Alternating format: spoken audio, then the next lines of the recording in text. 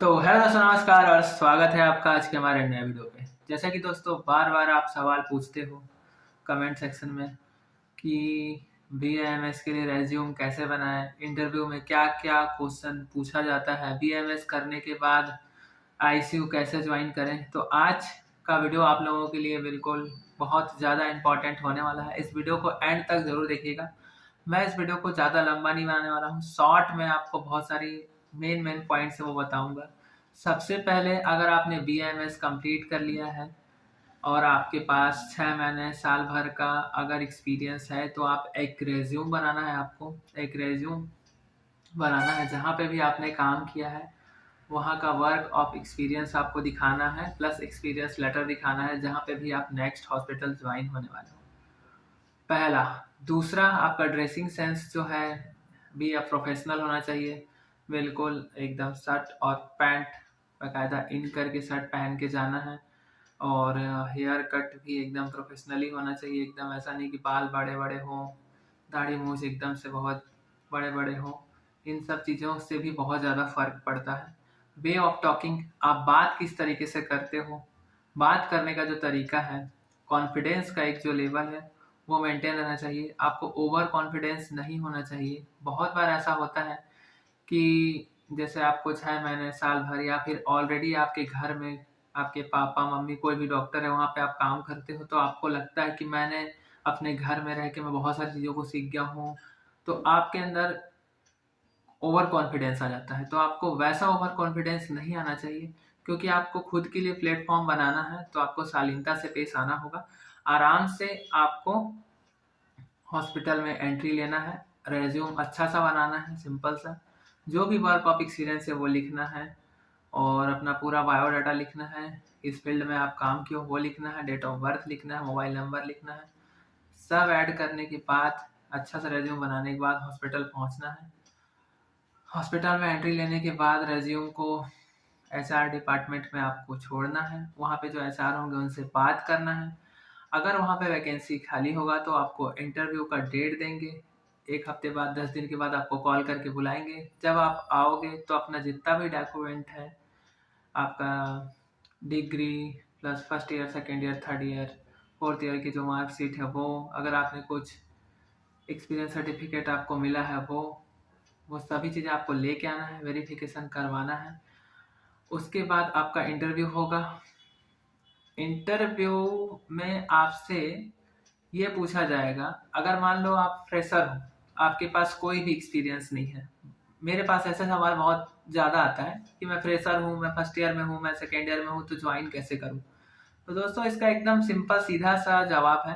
अगर आप फ्रेशर हो, आपके पास एक्सपीरियंस नहीं है, तो आप किसी भी हॉस्पिटल में बात करके ज्वाइन करो कि सर मुझे सीखना है, मुझे काम सीखना है, इसलिए मैं करना चाहता हूँ। डेली आप बेशक 3 घंटे जाओ, 4 घंटे जाओ, कॉलेज के टाइम के बाद जाओ।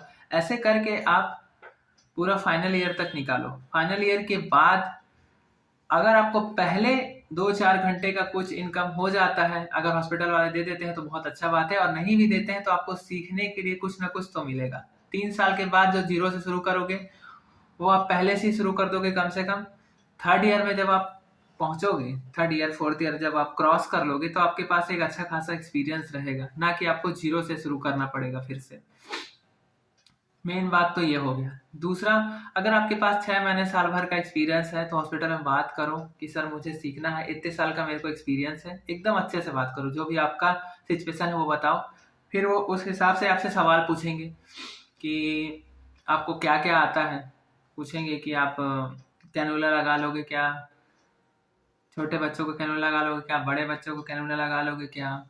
अगर आपके पास फिट्स का पेशेंट आया है तो उसे कैसे मैनेज करोगे। फिट्स के पेशेंट में सबसे पहले क्या देखोगे, सेंसोरियम देखोगे, और क्या मैनेजमेंट रहेगा, क्या मेडिसिन दोगे। दूसरा सवाल ऐसा रहेगा कि अगर मान लो लो ब्लड प्रेशर का पेशेंट आया है, उसको कैसे मैनेज करोगे। अगर पेशेंट का बीपी बहुत ज़्यादा लो है तो आपको उस हिसाब से जवाब देना होता है, क्योंकि एक पेशेंट के लिए बहुत सारे सिचुएशन हो सकते हैं, तो पर्टिकुलर मैं एक का आंसर नहीं दे सकता हूँ, उसको आपको पढ़ना पड़ेगा। एक हेड इंजरी वाला पेशेंट आया है, उसमें आप क्या करोगे, कैसे करोगे। इन्फ्राक्ट वाला पेशेंट आया है, सबसे पहले क्या रहेगा, आपको क्या ट्रीटमेंट दोगे, इन्फ्राक्ट वाले पेशेंट में सबसे पहले आप क्या करोगे। इन्फ्राक्ट वाले पेशेंट जैसे मान लो किसी पेशेंट का ब्लड प्रेशर बढ़ा और ब्रेन में क्लॉट हो गया, तो सबसे पहले पेशेंट का सीटी स्कैन कराओगे, और पेशेंट को सीटी स्कैन कराने के बाद अगर उसमें क्लॉट आता है, हेमरेज आता है, तो उसके लिए उस हिसाब से आप ट्रीटमेंट दोगे। अगर क्लॉट आता है तो आप एंटी प्लेटलेट जितने भी ड्रग्स हैं, इकोस्प्रिन, एनक्लेक्स, ये सब मेडिसिन दोगे। तो ऐसे करके आपको जवाब देना है। अगर कोई पेशेंट आया जो होश में नहीं है, बेहोश है, और एयरवे को भी मैनेज नहीं कर पा रहा, जो बेहोश पेशेंट है वो एयरवे को मैनेज नहीं कर सकता, अपने अपर एयरवे को, लोअर एयरवे को, सेक्रेशन बढ़ता है क्योंकि बेहोशी के हालत में सेक्रेशन ज़्यादा बनते हैं। तो वैसे पेशेंट को क्या करना चाहिए, तो आपका जवाब ये होना चाहिए कि हाँ सर, ऐसे पेशेंट को मेरे को इंटूबेट करना पड़ेगा क्योंकि वो खुद सेंसोरिया में नहीं है, एयरवे मैनेज नहीं कर सकता है, सेक्रेशन आने के कारण वो एस्पिरेट कर सकता है, अरेस्ट हो सकता है, पेशेंट मर सकता है। छोटे बच्चे आ जाएंगे तो कैसे मैनेज करोगे, छोटे बच्चे को कैनुला लगाने आता है या नहीं आता है। ऐसे ही छोटे मोटे सवाल आपसे पूछे जाते हैं। क्या आपको सेंट्रल लाइन लगाने आता है या नहीं आता है, आप बोलोगे नहीं आता है, तो उस हिसाब से भी आपका सैलरी जो है वेरी करता है। अगर आपके अगर 10 क्वेश्चन पूछेगा और आपने 7-8 क्वेश्चन का भी जवाब अच्छे से दे दिया, 2-3 क्वेश्चन का जवाब अगर आप नहीं भी दे पाए, तो आपको एक अच्छा खासा सैलरी पैकेज मिल जाएगा। बट अगर ऐसा हुआ कि आप 1-2 क्वेश्चन का जवाब दे पाए और 7-8 क्वेश्चन को आप डील ही नहीं कर पाए, तो आपका सैलरी अच्छा नहीं होगा। हो सकता है कि हॉस्पिटल वाले आपको बुलाएं भी ना, क्योंकि कंपटीशन का लेवल बहुत ज़्यादा हाई है। तो सवाल आपको कहीं से भी पूछा जा सकता है। ये पूछ सकते हैं कि ये बताओ जो टेम्परेचर है वो कहाँ से रेगुलेट होता है, तो आपको पता होना चाहिए। ब्रेन में हाइपोथैलेमस ग्लैंड होता है, वहाँ से टेम्परेचर रेगुलेट होता है। पैरासीटामोल जब आप खाते हो, एंटीपायरेटिक एंटी एनाल्जेसिक ड्रग है, और ये प्रोस्टाग्लैंडिन से वर्क करता है। मैकेनिज्म ऑफ एक्शन इसका ये है, इंडिकेशन ये है। डोज 650 mg का होता है। पीडी दे सकते हैं, टीडीएस दे सकते हैं।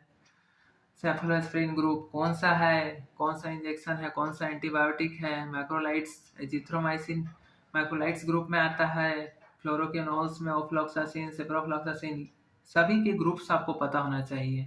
मेटफॉर्मिन कौन से ग्रुप का ड्रग है, और आपका विमिप्राइड कौन से ग्रुप का ड्रग है। ऐसे ऐसे सवाल आपसे पूछे जाएंगे। बीपी कौन से, टेल्मिसार्टन कहाँ पे दोगे, टेल्मिसार्टन कौन से ग्रुप का ड्रग है, ACE इनहिबिटर्स है।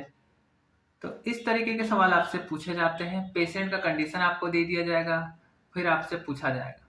एक पेशेंट आया जो ब्रीथिंग डिफिकल्टी हो रहा है, और आपने स्टेथोस्कोप लगाया और उसके चेस्ट में क्रेप्स है, बताओ आप क्या करोगे। और पेशेंट का बीपी लो है, अगर वो एजेड पेशेंट है, 50 के ऊपर वाला है, तो हो सकता है उसको अस्थमा हो, COPD हो, वीजिंग साउंड आ रहा है, क्रैप्स साउंड आ रहा है, बीपी भी लो है। तो इस टाइप के सवाल पूछे जाते हैं।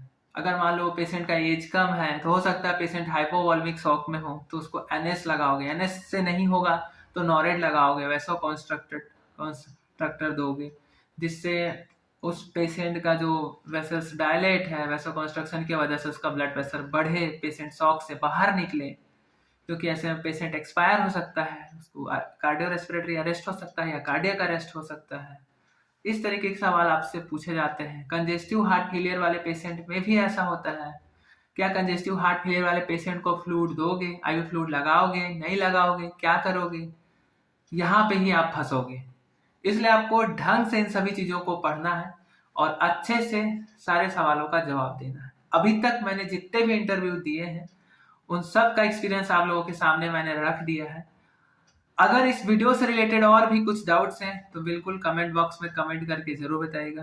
कंजेस्टिव हार्ट फेलियर में सिडमा, स्कारका, लेनॉक्सिन, वायमडा, ये जितने भी मेडिसिन ये चलते हैं, इसको बाय हार्ट आपका मुंह जबानी आपको याद होना चाहिए।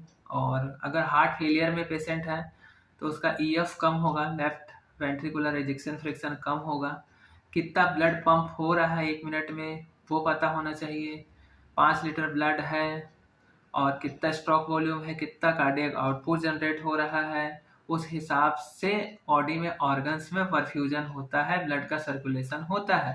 ये सभी चीजें आपको पता होनी चाहिए, तभी आपका एक अच्छा खासा सैलरी पैकेज डिसाइड हो पाएगा। तब ही आप कॉन्फिडेंस से बोल पाओगे कि हाँ मुझे 1 लाख रुपए चाहिए, 70,000 चाहिए या 1.5 लाख रुपए चाहिए। जो भी आपका डिमांड होगा तभी हॉस्पिटल वाले एक्सेप्ट करेंगे, अगर आपके अंदर दम होगा तो बस आज का वीडियो यहीं पे एंड करते हैं। मिलते हैं नेक्स्ट वीडियो पे। चैनल को ऐसे ही सपोर्ट करते रहिए, लाइक कीजिए, सब्सक्राइब कीजिए। आज का वीडियो आपको कैसा लगा कमेंट बॉक्स में कमेंट करके जरूर बताइएगा। आप सभी को दिल से थैंक यू।